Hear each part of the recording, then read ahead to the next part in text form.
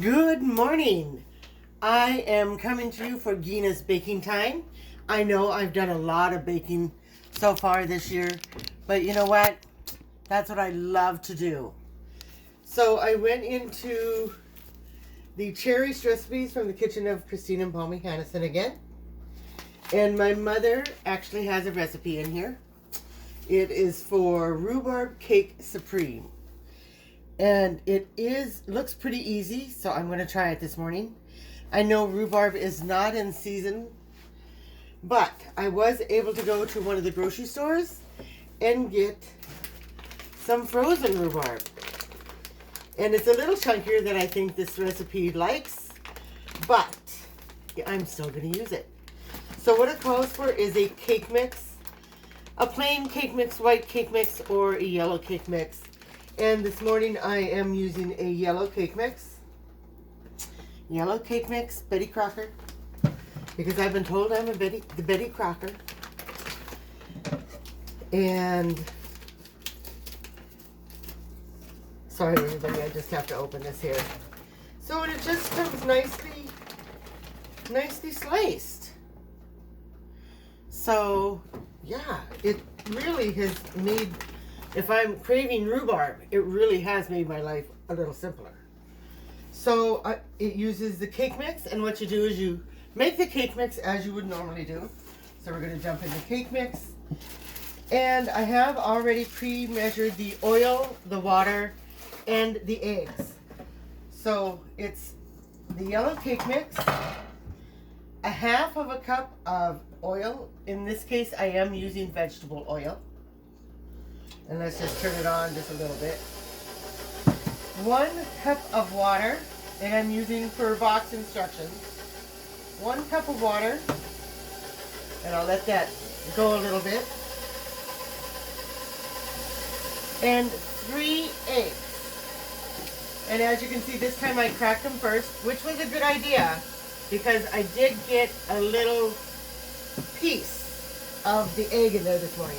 Yes, I took it out, so nobody has to worry about there being an eggshell in there. So while this is mixing, it is 1 yellow cake mix made as normal, and then we're going to pour it in a 9 by 13 pan, which I have already here, my 9 by 13 pan, and it's just about mixed enough here. We'll mix it just a little bit more. And then I also have a cup of cream and 1.5 cups of sugar. Because if anybody has ever had rhubarb, you know that the rhubarb is a little tart. So let me go ahead and get a scraper, spatula, and scrape all the goodness off the beater.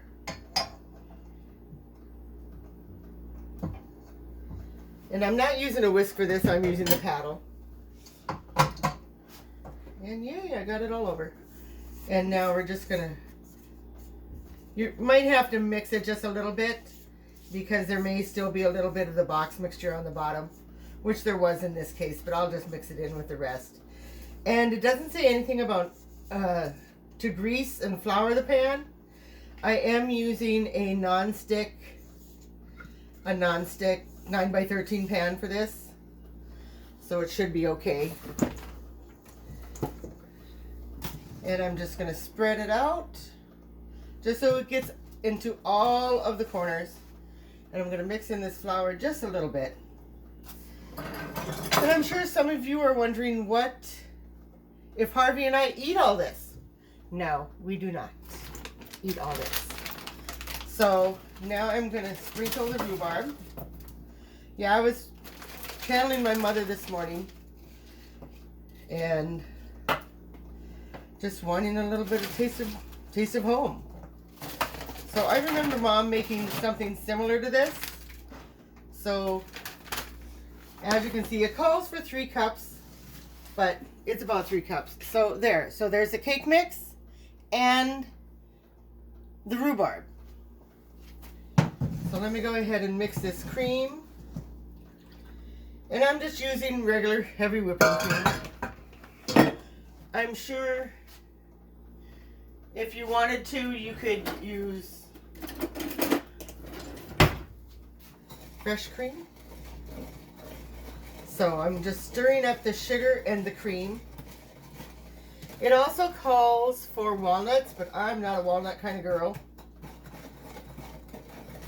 So I'm just stirring up the sugar and the cream so it's all good.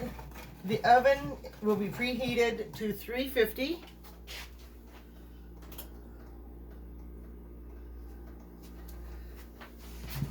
And this is just about ready. So the oven will be preheated to 350. And with this here, it just says, sprinkle the rhubarb and nuts over the cake. Mix cream and sugar. And you're going to pour this over the cake. Bake at 350 for 45 to 60 minutes. So at 45 minutes, what I'll do is I'll come out here into the kitchen and check it with a toothpick, which is what I do. Oh, and you're going to want to try to do this as evenly as possible, just so you get all the sugar cream mixture all over the cake. It will spread out for you, so that is good, so you can get it again all over the cake. So let me show you what this looks like. So as you can see, the sugar cream is mixed all over the cake. This is like an easy dessert. I got the frozen rhubarb, and I always have whipping cream in my fridge. So I thank you guys so much. Again, this is Rhubarb Cake Supreme from the Kitchen of Doris. All right, everybody. You all have a wonderful and happy day, and I will see you soon.